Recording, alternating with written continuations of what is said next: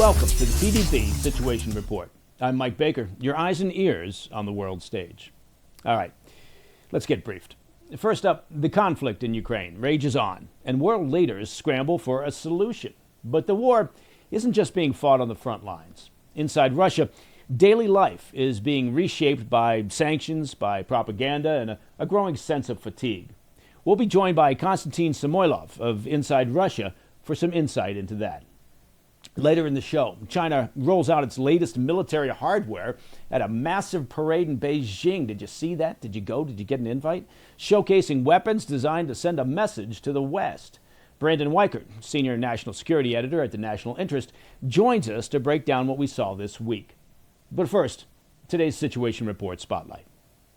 As the war in Ukraine grinds on, with frankly no end in sight, efforts by world leaders to bring it to a close continue to be stalled. The recent summit in Alaska between Presidents Trump and Vladimir Putin produced no breakthrough. And on the battlefield, the fighting only has intensified. But while the headlines focus on missiles and troop movements, the conflict is reshaping life deep inside Russia. Sanctions are squeezing the economy, propaganda dominates the airwaves, and an undercurrent of fatigue runs through daily life. For many Russians, this war has become an ever-present backdrop, affecting everything from what they can buy to what they can say. Joining us now is Konstantin Samoilov, a Russian expatriate who left in 2022 when Putin declared mobilization. He now lives in Uzbekistan, and you can find him, and I suggest you do, on YouTube at Inside Russia. That's YouTube at Inside Russia. Check out his work. Konstantin, welcome back to the Situation Report. Thank you so much for having me. It's fantastic to be back. I appreciate that very much. Listen, I want to start from the Alaska summit, the much publicized Alaska summit with Trump and Putin.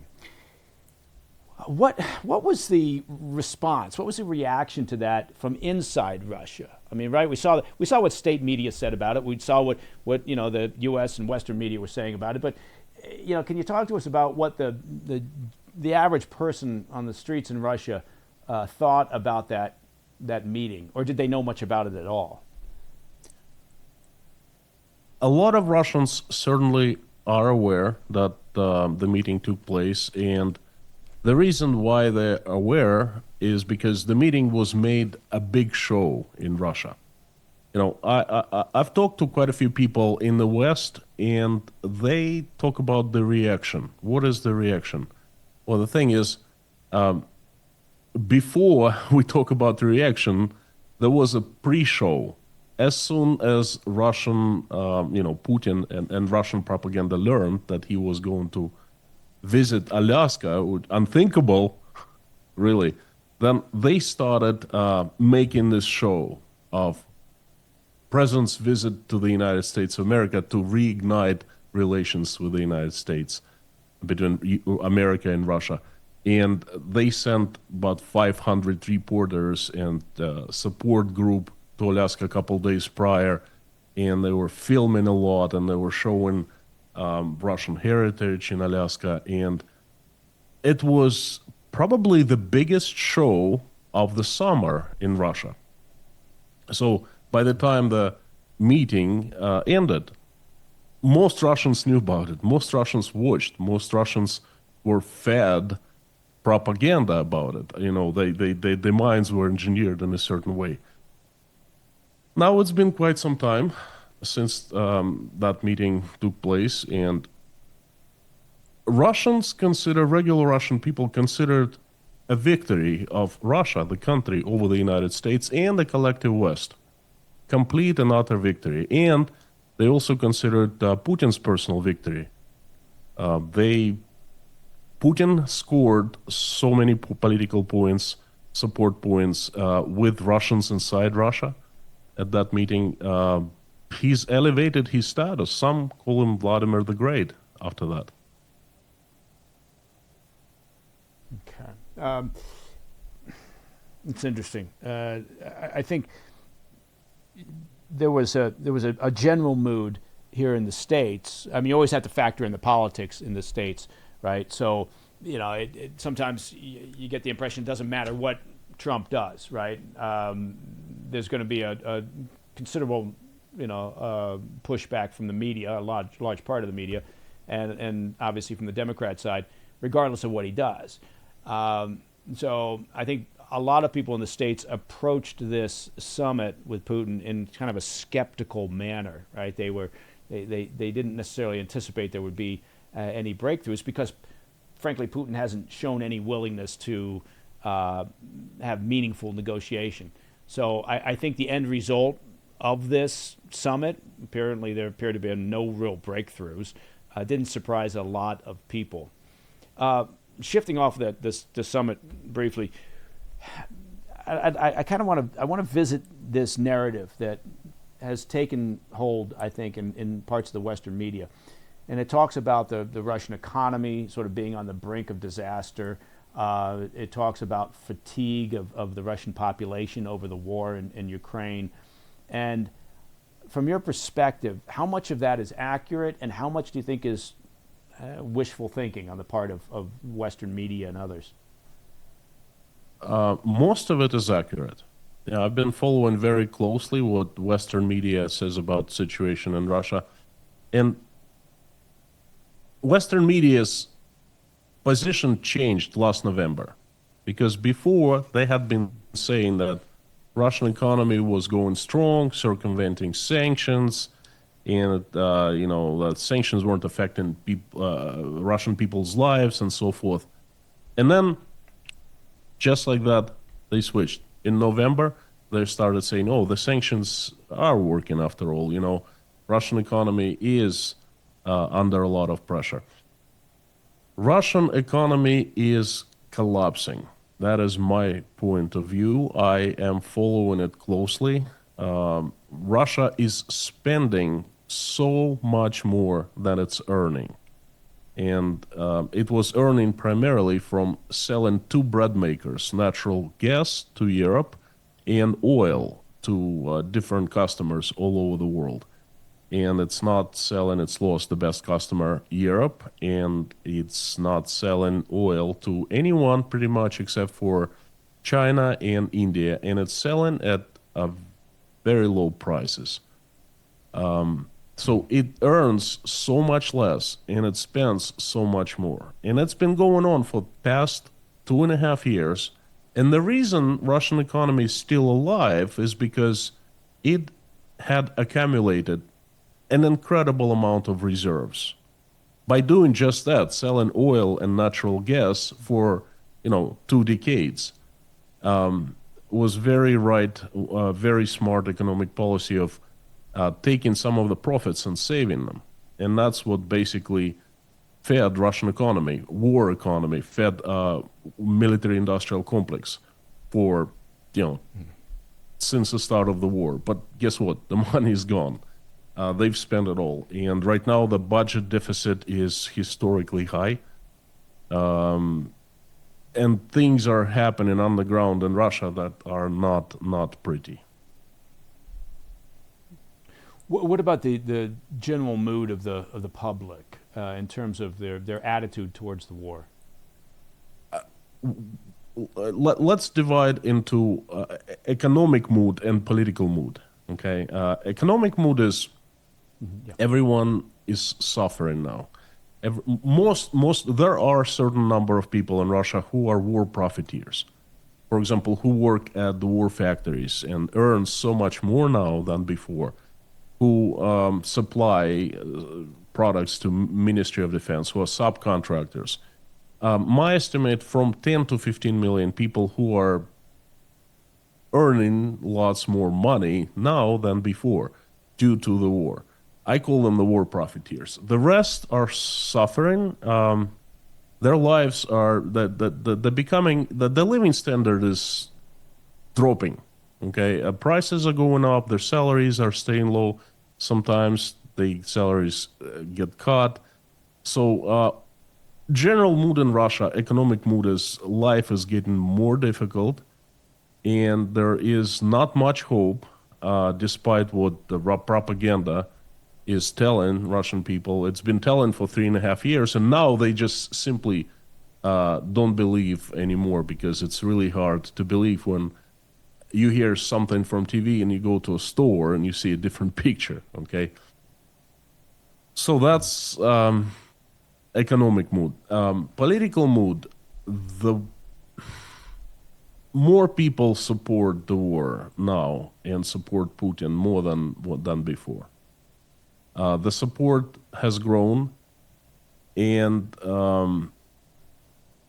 Russians now realize, well, not realize, but think that they are at war with Ukraine. Before it was more like, well, it's just some kind of a misunderstanding. We're not fighting with Ukraine. We're fighting with the collective West, led by the USA, and they're just using Ukraine as proxy.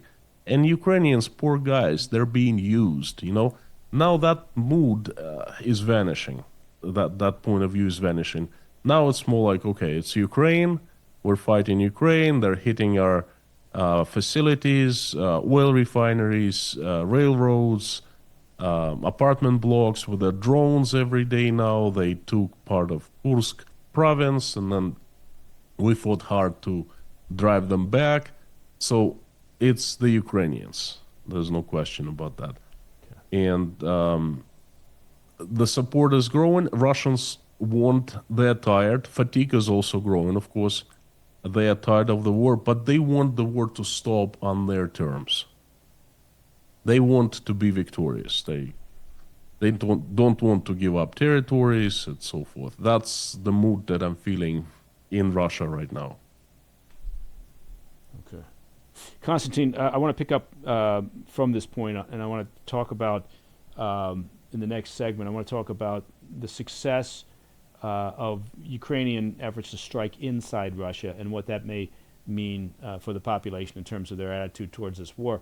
But Konstantin Samoilov, if you could stay right where you are, don't go anywhere. We have to take a quick break, and then we'll be back with more on the PDB Situation Report. So you know what I'm about to say. Stick around.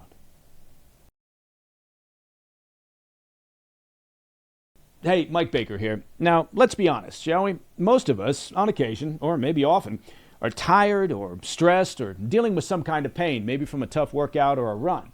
And what do? Well, I'll tell you, we power through it, because honestly, the last thing we want is yet another prescription taking up space in the medicine cabinet. That's why I'm so glad I found CB Distillery. Look, their CBD products are helping so many people, myself included, sleep better, feel more relaxed, and ease everyday pain. And the best part? Well, the best part is it's all made with premium quality natural ingredients. They've got a full range of solutions for stress, for sleep, for pain after exercise, and even CBD for pets, so Fido and Snowball can get in on the action. Their Soothing Relief Balm, as an example, is a huge customer favorite, and so are their sleep products. Look, I've used the Relief Balm after workouts. It is a game changer. It works great. So if you're tired of being tired and stressed, or you just want to feel better, check out CBD from CB Distillery. And right now, you can save 25%, I said 25%, off your entire purchase. Visit CB Distillery and use promo code PDB. That's cbdistillery.com, promo code PDB. cbdistillery.com. Specific product availability depends on individual state regulations.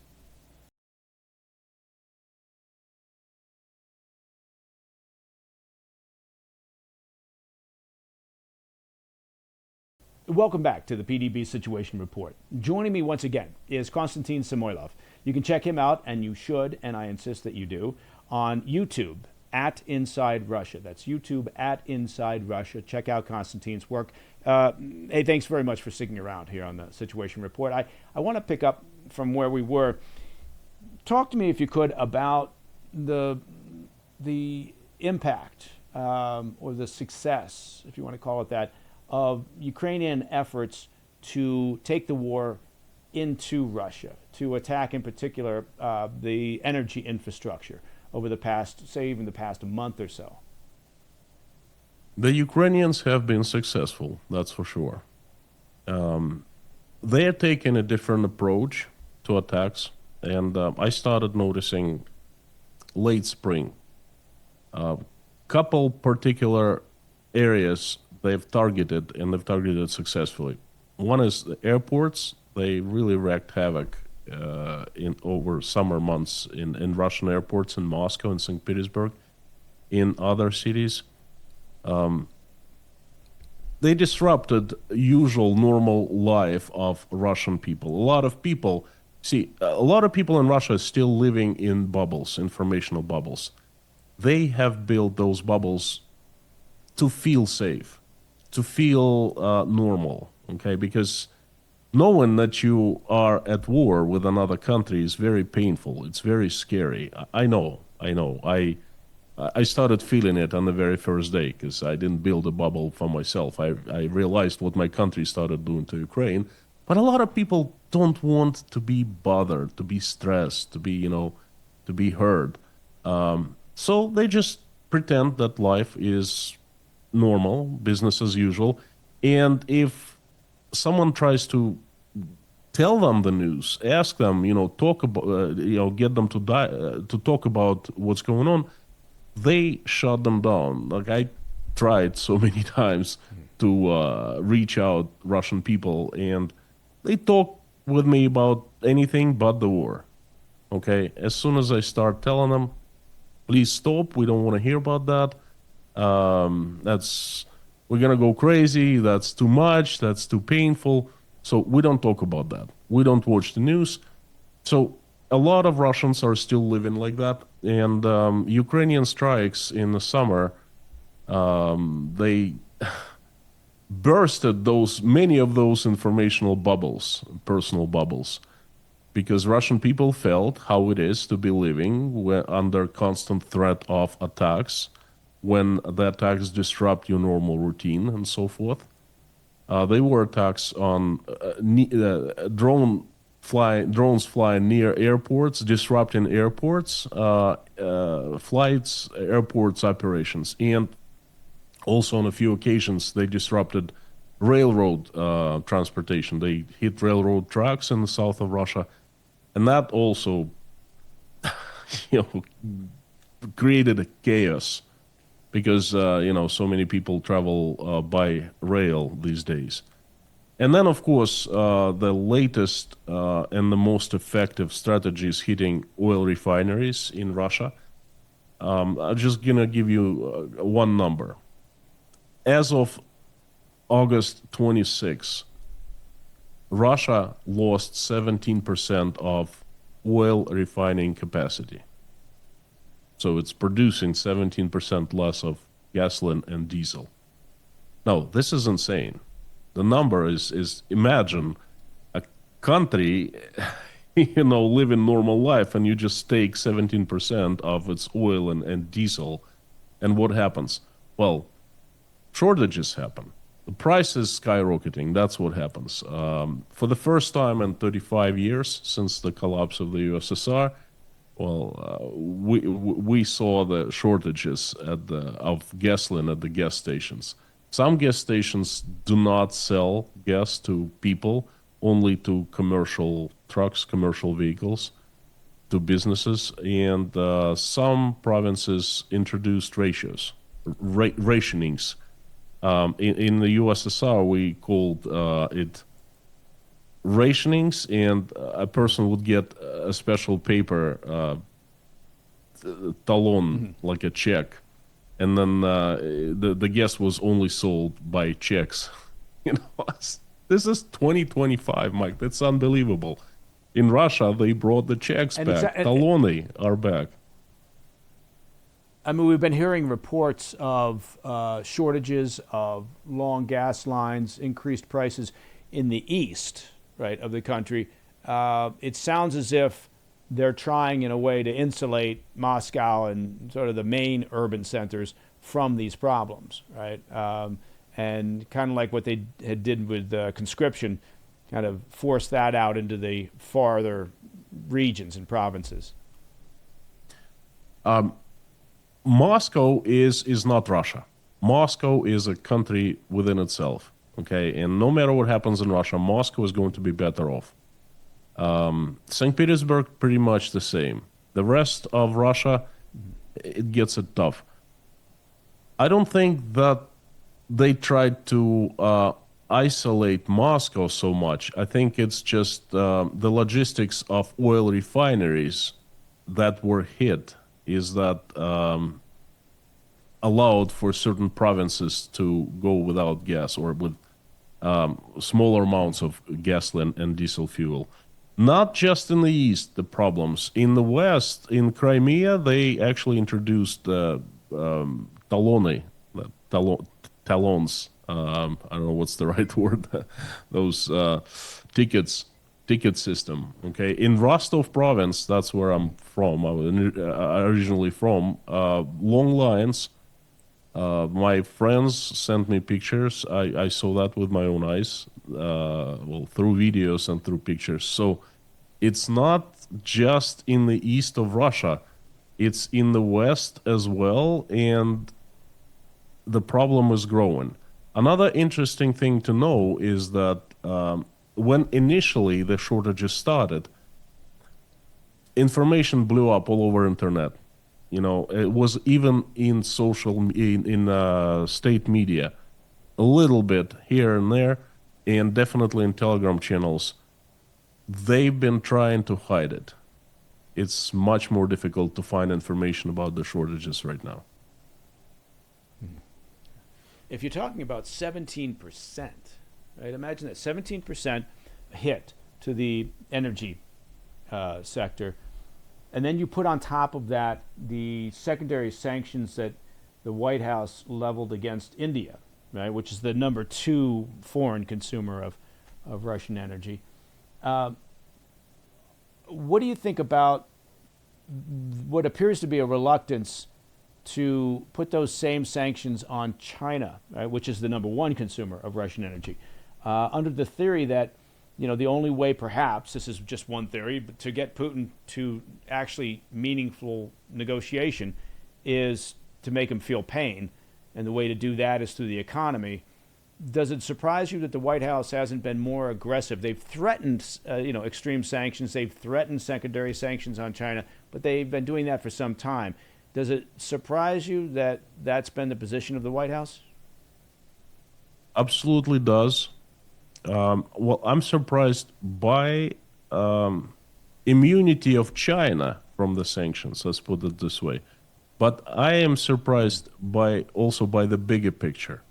Of all the threats that we've heard, starting March, when Donald Trump first started realizing that Vladimir Putin is not so eager to stop the war, and he started threatening Russia with different sanctions. We don't know what the sanctions are, but with threats, he started sending Russia threats. But as far as I understand, none of those threats have materialized. I'll see what I can do in 2 weeks. It's going to take me 1 week. If in 2 weeks Vladimir Putin doesn't stop the war, then he's going to regret about that and all of that. I've heard it a dozen times now. And that's shocking because America 6 months ago had an upper hand on Russia. Okay, the sanctions started working and the Russian economy started collapsing. It ran out of money. And that's what America needed to do. It needed to play tough on Russia to force Vladimir Putin to start seeking negotiations, seeking peace. Instead, they stopped the sanctions, whatever sanctions were working. They stopped enforcing them, and they started appeasing Vladimir Putin. So that I'm amazed by that. Yeah, I think there's with the China situation, right? With the idea that they haven't put secondary sanctions on China, you have to almost assume that that's because they're in these ongoing difficult trade negotiations with China. So they're probably looking at it from a U.S.-centric position at the White House, saying, okay, well, yes, it would be effective if we slapped secondary sanctions on China as the number 1 consumer, and basically, the primary reason why Putin's war machine continues to tick along is from support from China. But I think the trade negotiations that they're engaged in, keeping them from taking that step.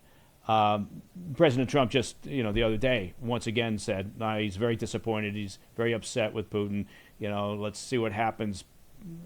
But that, as you to your point, that's been going on for some time. Konstantin, it is always fascinating talking with you. May I add something about China? Yeah. Hang Sure, on, go hang ahead. on. Just 1 second. Sure. 1 minute. Sure. Leave China alone. I understand that the United States has very specific relationship with China. Okay, interdependent relationship. Forget about China. Don't touch China. The USA can do so much, even leaving China alone. Okay, target India, Indian oil refineries. Target Greek ship owners who have been helping Russia to ship oil. There is so much the USA can do, even without China, that just would completely crash Russian economy and would force Putin to, well, to change what he's doing in some way. Okay, even like at least to start negotiation, like real peace negotiation process. So I'm not paying much attention about China. There's so many other ways pressure can be applied.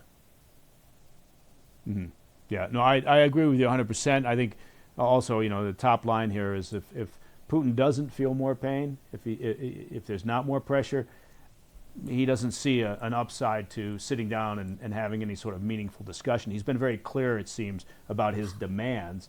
And now the West is talking about this coalition of the willing, and Britain and France jumping in saying we'll put troops on the ground in Ukraine as part of this security guarantee. Well, it doesn't matter if Putin refuses that as an option, to create a peace deal. If he's not going to sit down and have a peace deal, the West can talk about a coalition of the willing all they want. It doesn't mean anything. So I think, they're perhaps slow to the game in exerting more pressure on him from an economic perspective. So I agree with what you're saying there, Konstantin. Listen, I wish we had more time, and I do hope that when we call you, you'll pick up the phone and come on back, because I don't think this is going to end anytime soon. Unfortunately, I think so too. Unfortunately. Well, Konstantin, thank you very much. Konstantin Samoilov, again, you should check him out on YouTube, Inside Russia. Get there, read his work. Thank you very much for joining us again on the Situation Report, man. I hope to see you again soon. Thank you for having me. Thank you. Absolutely. Take care. All right. Complex. That's an understatement, isn't it? Well, coming up next, China's military parade this week wasn't just about pageantry, but there was some pageantry. Beijing used the moment to showcase some of its most advanced weaponry, sending a pointed message to the world. We'll break it all down with Brandon Weichert. He's a senior national security editor at the National Interest.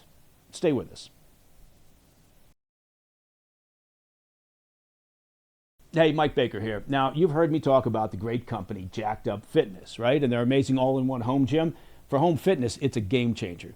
Now, here's something new. Don and his terrific team over at Jacked Up Fitness, well, they know that many people are short on time and also short on money, but still want to get fit. So now listen to this. You can start your fitness journey for under $60 and in just 6 minutes each day. Think about that. Introducing, and here's a blast from the past, the all-new Shake Weight by Jacked Up Fitness. Remember that? 15 years ago, the original Shake Weight shook the world. And now the fitness legend returns. It's bigger, better, and built to perform. And why now? Well, I am glad you asked. Because science has finally caught up with the importance of explosive power and fast-twitch muscle training. And that's something that the Shake Weight delivers in a compact, powerful way for beginners, for heavy lifters, and for serious athletes alike. Look, the spring-loaded weights on each end send shock waves of energy throughout your whole upper body, forcing your muscles to contract up to 240 times per minute. Beginners can tone and tighten their arms and shoulders and chest. Lifters can prime their upper bodies in between sets and get that final burn, while athletes can sharpen reaction times and build explosive power for that competitive edge.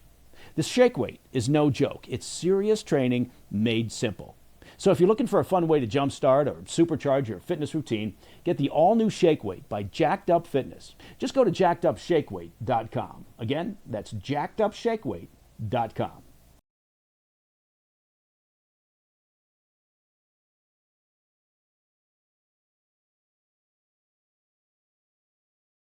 Welcome back to the PDB Situation Report. China's big military parade in Beijing this week wasn't just for show, although it was quite the show. It was a warning shot. Rolling through the streets were hypersonic missiles designed to sink U.S. ships, long-range air defenses, and swarms of drones built for the next fight. They even put their electronic warfare gear on display, systems that can blind radars, jam GPS, and leave modern armies in the dark. The message was pretty clear. Beijing wants the world, and especially Washington, to know and to see just how sharp its teeth have gotten. To help us cut through what's real and what's theater, we're joined by Brandon Weichert, Senior National Security Editor at the National Interest and host of the National Security Hour on iHeartRadio every Wednesday night at 8 p.m. Eastern. Brandon, thanks very much for joining us here on the Situation Report. Well, thanks for having me, as always. It's good to be here. Oh, thank you. Well, let's start from the top. Did you see anything during the course of this big, fancy military parade in Beijing that surprised you? I think one of the key takeaways is the fact that the Chinese are clearly not, at least they're not displaying, the same level of Russian military-based technology that they used to at these types of parades. That, for me, is a major takeaway. It indicates that Xi Jinping's indigenization program over the last decade is actually taking effect. And it indicates to me that the Chinese are basically, hardening themselves at the industrial level to not have to be as reliant on foreign components for their weapons. And it also means they will probably be much more competitive on the global arms market if they create their own ecosystem of defense industrial products, which they clearly have done. Yeah, it's an interesting point. Talk to me about the still. I mean, I understand what you're saying. They've moved away from over reliance on say Russian technology or supplies, but even still, what is that relationship like? How much of a back and forth is there? How much of a weapons technology transfer exists between the two countries? How important is the Russian military industrial complex to China right now? Well, it's still important in the sense that the Chinese would rather be reliant on Russia than, say, the United States or the Europeans for certain kinds of military technology.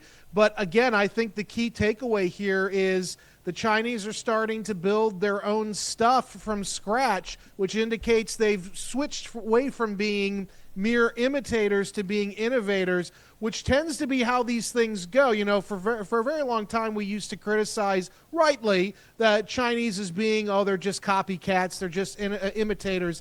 But I think what we're seeing here is a real growth in their own innovative capability. And even when they're not necessarily being innovative, their capability to mass produce systems, that still remains a real key benefit for the Chinese military. They can go to scale with many technologies that we would love to go to scale with, but our defense industrial base here in the United States cannot do that anymore. And so there are certain capabilities that the Chinese have that make them very unique and very well poised to be very competitive with the United States in the weapons department. Yeah, and why can't we do that here in the U.S.? Well, because we sent away most of our mass production manufacturing capabilities to places like China 40 years ago. Thank you, Wall Street and Jimmy Carter. People don't remember, but Jimmy Carter actually presided. It wasn't Nixon. It was Carter that presided over the great beginning of the deindustrialization craze. They convinced themselves back then that this was going to lead to the knowledge-based economy and that we would always stay ahead because of that. And what we're finding actually is China's competing with us not just for those manufacturing jobs, but they're competing with us quite well for those white-collar knowledge-based jobs.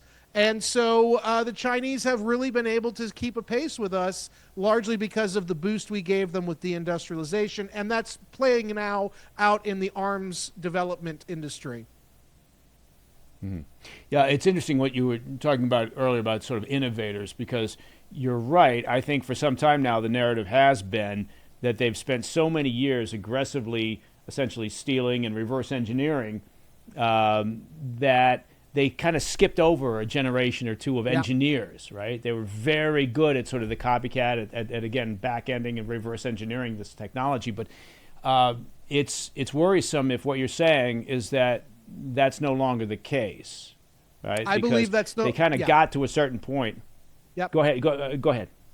No. I was just going to say I believe that's becoming the case, and I think that the Pentagon and our friends at CIA and the intelligence community are still clinging on to this notion that China's merely imitator. I think that's not true anymore. I think that this parade demonstrates a real capability for indigenous innovation, and when you marry that to their mass production capability, that's a real problem for us. Even if their technology isn't as advanced as ours, they can just beat us with quantity.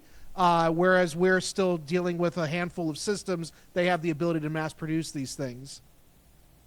Yeah, well, you would have to assume that they, at some point, right? I mean, whether it's the Chinese or anyone else, anybody who's in that boat, anybody who says, look, we're going to get to a certain point on the food chain by avoiding the heavy cost of research and development and all of that, we're just going to hoover it up from other people, and then let our engineers figure it out, right? And then recreate it. At some point, you are going to level that playing field, and you will then get to the point where you now you're getting ahead of the game. Now you don't need to necessarily steal because you've taken so much already. That's right. What at this parade, which makes it sound really festive, right? I mean, it's a, but I didn't see a single Shriner display. You know, those little mini cars that they drive and synchronized drive. There was none of that. There were no just elephants. a lot of it was really love. Yeah. It was I think as parades go, kids would have been disappointed. But I think so too. What you saw, what was displayed there, was there any hardware that gave you pause for thought, that you said, didn't know that they had that? Well, I'm trying to remember now if there was anything I didn't know they didn't have. I think it was really the quantity and the, at least in appearance, complexity of three systems in particular. The directed energy weapons are very worrisome to me, and they have those clearly in abundance. At least that's what they displayed. The hypersonic weapon that they displayed is very impressive looking. And the drone systems, particularly the UUVs, the underwater unmanned vehicles, as well as the helicopter drones, those are three systems, Mike, that really, really give me pause. And partly because we don't have, particularly the DEWs, the directed energy weapon, as well as the hypersonic weapons, we don't have those. We're trying to get them. We've been trying to get them. Hasn't really worked out. And the fact of the matter is the Chinese not only have these systems in abundance where we don't, but we don't even have any defense against these systems. And that should give every American pause. Yeah. Well, for the benefit of viewers, can you give us an overview? When you say directed energy weapons, what are we talking about? Well, basically, it would be laser weapons without it looking like something from Star Trek. They basically look like two giant binoculars, and what they do is they will fire up energy, EM energy, at an incoming weapon, and they can literally fry an incoming missile in theory, or definitely an incoming drone. They can fry the electronics by directing very concentrated energy, a laser, not necessarily one that you can see like you would in Star Trek in a battle, but that's what it's doing. It's directing a directed energy beam at a target, in this case a drone or an incoming missile, and frying the onboard circuitry so it doesn't operate or hit the target it's intended to. Mm-hmm. Kind of like Dr. Evil's Alan Parsons project with the laser That's right. beam. This giant freaking I think that's what we're laser. talking about here. Yeah, it's those, yes. Scott, are those lasers on the sharks? That's sorry. Yes. It's all going downhill now. We are going to get back on track here, Brandon. But if you could stay where you are just for a second, because we're going to need to take a quick break, and then we'll be back with more from Brandon Weichert here on the Situation Report. Stick around.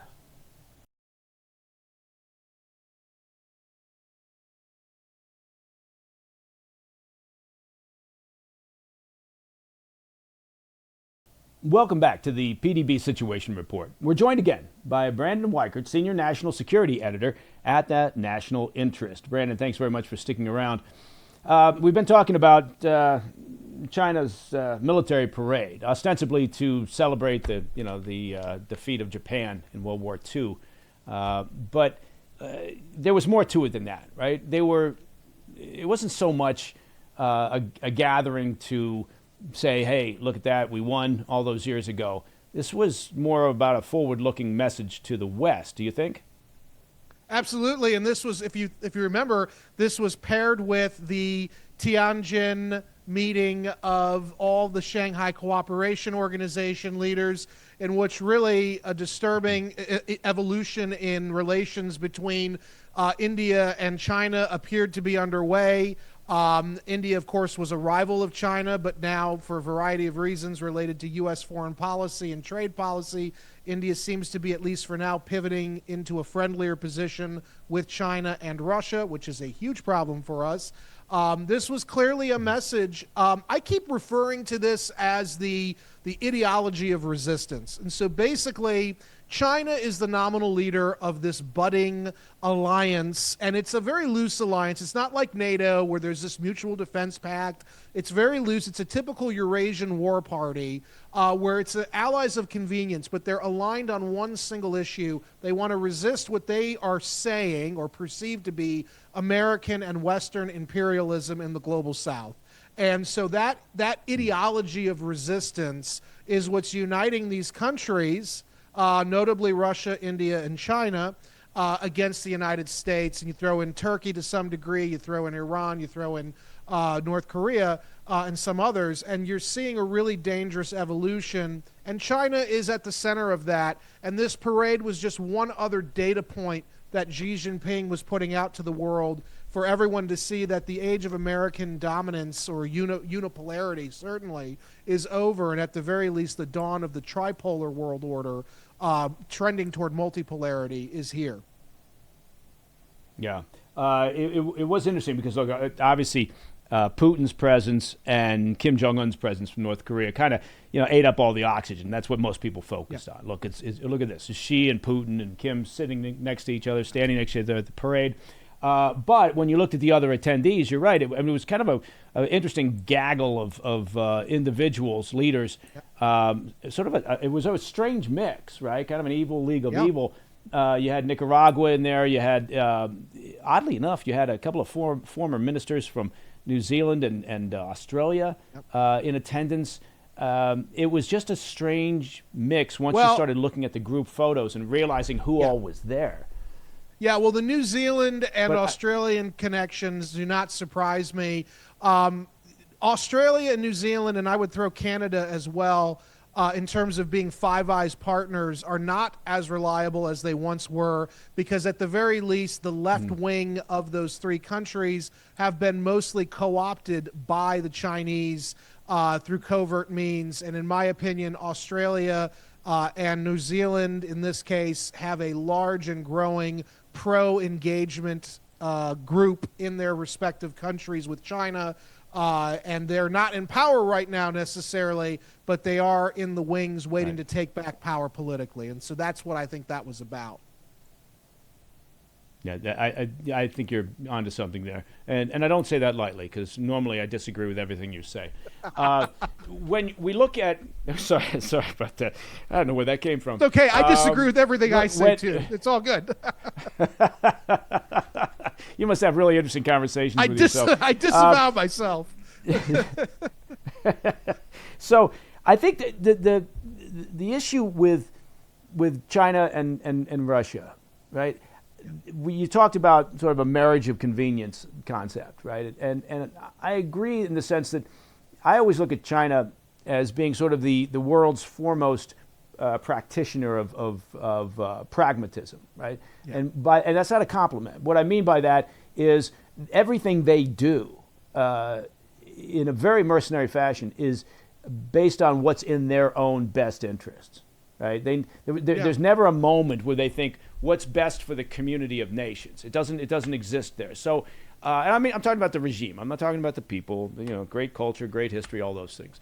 But so I want to look at the relationship between China and Russia. Do you think there's anything to the concept that, in part, China's in this business of supporting Russia because at a relatively low cost and a benefit to them, obviously, in discounted energy purchases, they get to stand by and watch Russia kind of bleed to death? Well, it's not just Russia bleed to death; it's NATO as well. It's the United States. So, like I said, it's a tripolar that's system. true, but yeah. Well, because Right. in my I'm sorry opinion, for interrupting, but I agree with you. But what I mean is, people talk about this. Oh my God, there's this bromance going on with Russia and China, and everybody's worried that they're joined at the hip. And that's what does this mean for the world? I mean, you're right. Of course, anything that antagonizes the West, obviously, the Chinese regime is all about. But I'm talking about, is there something underlying this relationship between China and Russia that perhaps from the Chinese perspective, isn't in Russia's best interest? Oh, I think absolutely. I think ultimately China, it's a tripolar system we're in now. And in such a system, one party is going to constantly try to get the other two major powers to duke it out, to weaken those two competitors so that other party can basically have a free hand in the part of the world it covets, in this case, the Indo-Pacific. And I think this is working out brilliantly. It weakens Russia, and also it's forcing Russia under Putin to be more desperate and to seek greater ties with China. Remember, the Russian Far East, the Pacific side of Russia, has a lot of untapped mineral wealth. It also is sparsely populated. Putin is aware of this as well, by the way. But ultimately, and the Chinese covet that part of Russia, but ultimately, as long as America is fighting Russia in Ukraine, the Russians will constantly subordinate their fear of China to the greater fear of NATO and America. This is one reason, and this doesn't make me very popular, but this is one reason I've been saying we've got to end the Ukraine war, because I guarantee you, if we end the Ukraine war and get a negotiated settlement, suddenly the bromance between Xi and Putin becomes a lot less appealing to the two sides. Yeah. I mean, to be fair, Brandon, there's a lot of reasons why you're not popular. But yes, you're right. That's one of them. Course. I kid. And Brandon never came back on the Situation Report after that. But listen, I think that does make sense. I'm always fascinated in looking at this because we've seen this over decades, right? I'm unfortunately or fortunately old enough to look a fair ways back into history, modern times, and the relationship between Russia and China has always been. Yeah, you're telling me. It's not the years, it's the mileage, Brandon. But it's this idea that it's always been this marriage of convenience, and we're seeing it again now, right? But I tend to actually worry more about this relationship with Russia and North Korea, particularly in terms of the weapons technology transfer. Talk to me a little bit about where that relationship is and what you saw from this recent gathering in Beijing between those two countries. Well, you're right to be worried about the North Korea thing because the North Koreans have really made out like bandits because of this relationship with Russia. Basically, Russia went to Pyongyang about a year and a half ago on their knees in many respects because they needed the industrial capacity of the North Koreans. They needed the extra manpower to use as a meat grinder, cannon fodder. And then the North Koreans said, fine, we'll do that, but you got to open up your vaults, basically, and give us advanced systems, weapons systems, that we can use. And you're seeing now North Korea has hypersonic weapons. We don't have hypersonic weapons. The South Koreans don't have them, but the North Koreans now do, and that's particularly because of their relationship with Russia. They're getting advanced submarine technology. I have heard through the grapevine that Russia was so desperate about a year ago, they gave the North Koreans advanced submarine propulsion technology, which is something that the Russians are experts in. They're a real problem for the U.S. Navy is Russian propulsion technology, and ultimately they're giving it to the North Koreans because they need what North Korea is giving them to help them fight and win the Ukraine war. So this is a big problem. And by the way, there will be no reliable peace deal between the U.S. and North Korea so long as the Ukraine war is going on, because North Korea is just making out like bandits right now. So they want that war to continue. And so until that war is over, that's another issue we're going to have unresolved, is the issue with North Korea. Yeah, I think that you're exactly right, and that's why we're not seeing Kim say anything about President Trump's latest efforts to say, hey, we could get together, and I'm willing to meet with Kim, and it's been absolute silence from their side in North Korea. Last question, Brandon. Who's winning the hypersonic weapons race? In terms of practical applications, the Russians are, hands down. China's right behind them. Mm-hmm. We've got a couple of systems in the pipeline that look promising, notably I think it's the Larasim cruise missile that's being developed for the B-21 and the B-2.